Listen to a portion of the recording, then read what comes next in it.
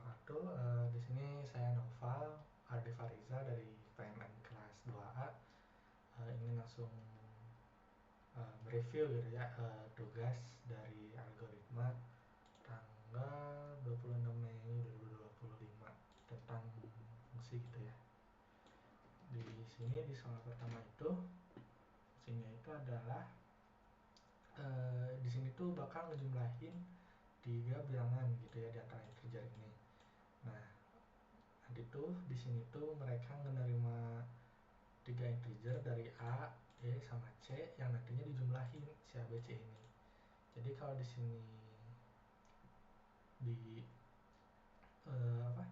fungsi utama programnya tuh kita manggil si jumlah 3 dengan bilangan 5, 7, 3, A, B, C, nanti mereka tuh akan langsung dijumlahin dan dikasih hasilnya. Terus buat yang tes dulu. Kita coba tes dulu. Nah, hasil dari 5, 7 tambah 7 tambah 3 adalah hasilnya 15. Kalau misal di sini kita tambah 100, 50, 20, maka hasilnya bakalan jadi 170. Nah, benar. Lanjut. Selanjutnya buat ke nomor kedua. Oke.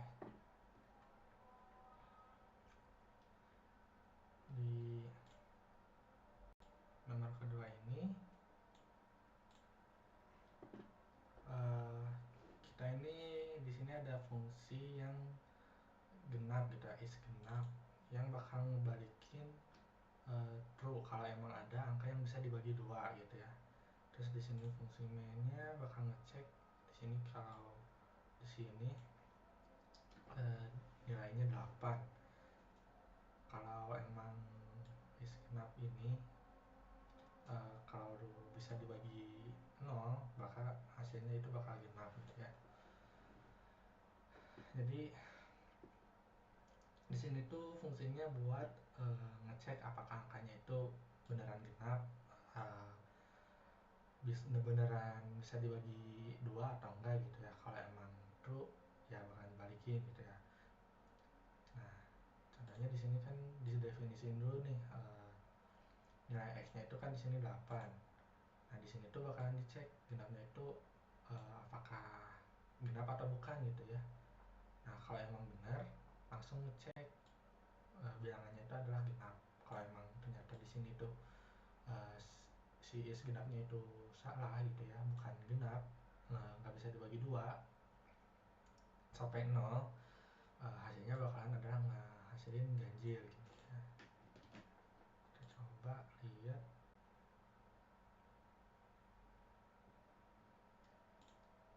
Nah, di sini 8 adalah bilangan genap.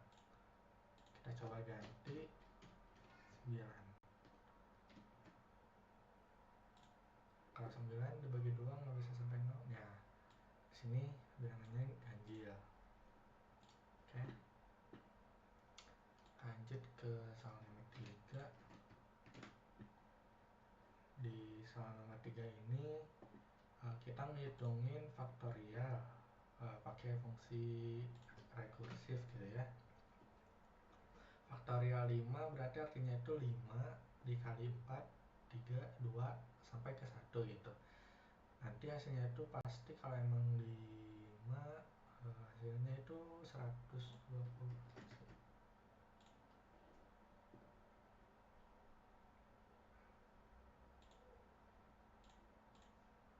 Ya, hasil dari 5 kali 4 kali 3 kali 2 kali 1 itu hasilnya 120.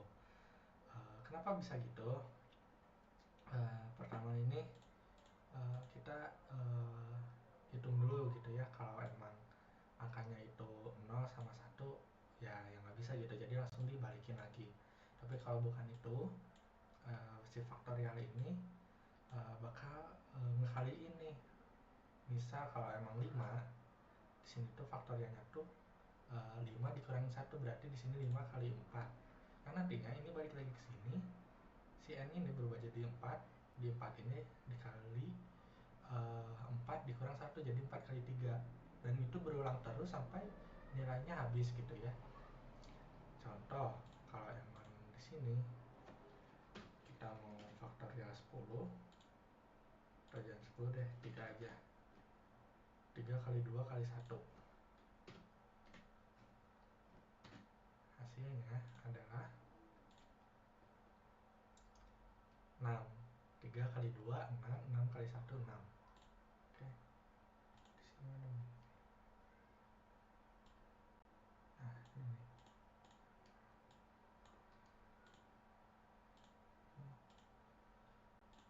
Lanjut ke soal berikutnya.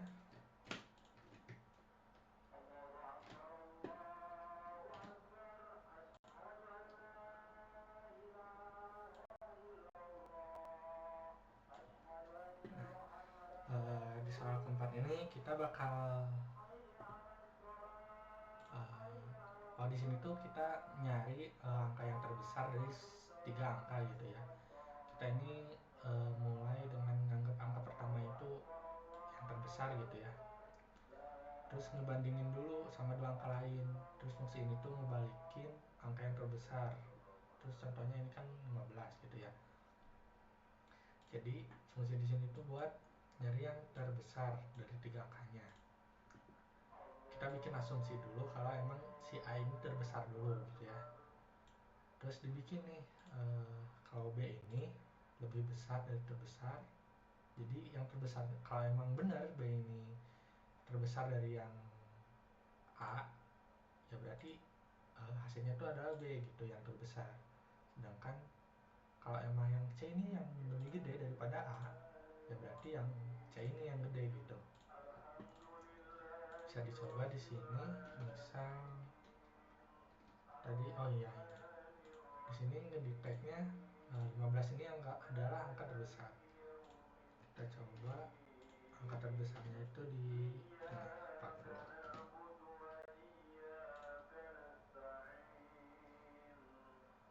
Nah, jadi di sini tuh bakal ngupdate gitu ya. Kalau emang si B ini lebih besar daripada si A, yang emang di asumsi awal itu yang terbesar itu A, berarti yang terbesar itu diubah. Yang awalnya A jadi B. Begitu juga sama yang C gitu. Kalau emang yang besarnya awalnya A, tapi ternyata yang terbesar itu adalah di C, maka si terbesarnya itu berubah jadi terbesarnya ini C gitu.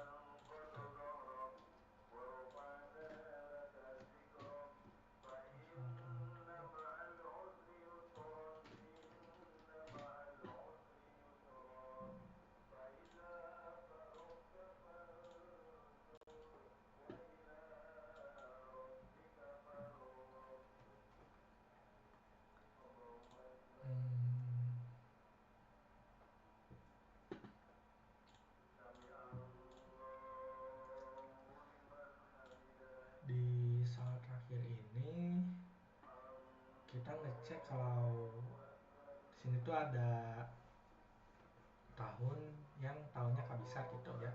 Tahun kabisat ini kan adanya tiap 4 tahun. Tapi kalau emang habis dibagi 100, harusnya juga habis dibagi 400 gitu. Di tahun 2024 ini harusnya kan 24, ya harusnya di tahun 2024 ini kan kabisat.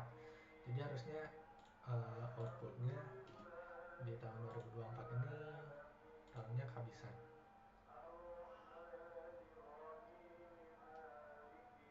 Ya, kenapa bisa gitu? Pertama di sini tuh fungsinya buat ngecekin dulu kabisat atau bukan. Jadi di tahun kabisat ini kan pasti kabisat itu bakalan habis kalau emang dibagi 4, tapi bukan 100 gitu.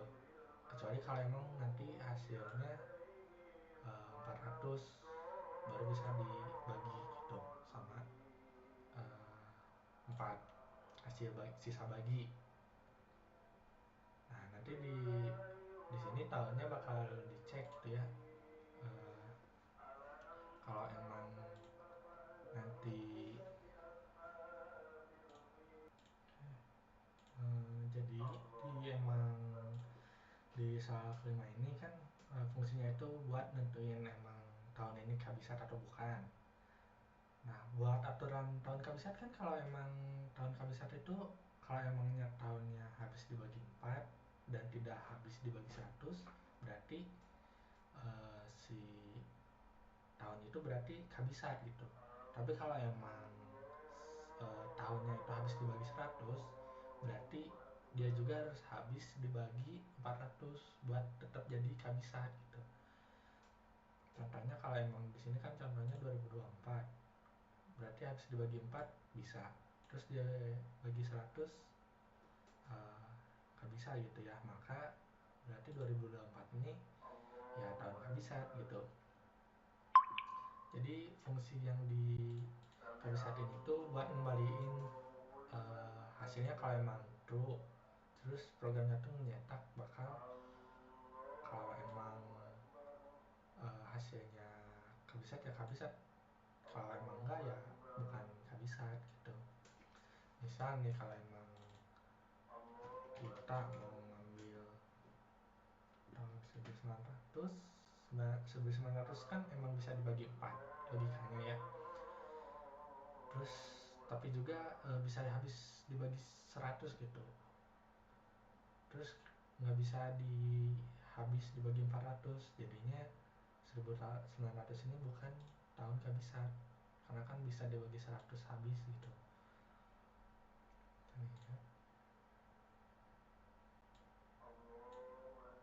Nah, ini. Jadi sekali lagi kalau di sini tuh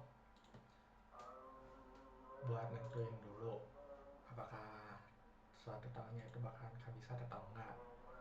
Nah, aturan buat tahun kabisatnya tersendiri adalah kalau emang bisa habis dibagi 4 sama enggak habis dibagi 100 atau yang habis dibagi 400 gitu. Oke, ya udah segitu aja. Sekian dari saya. Wassalamualaikum warahmatullahi wabarakatuh.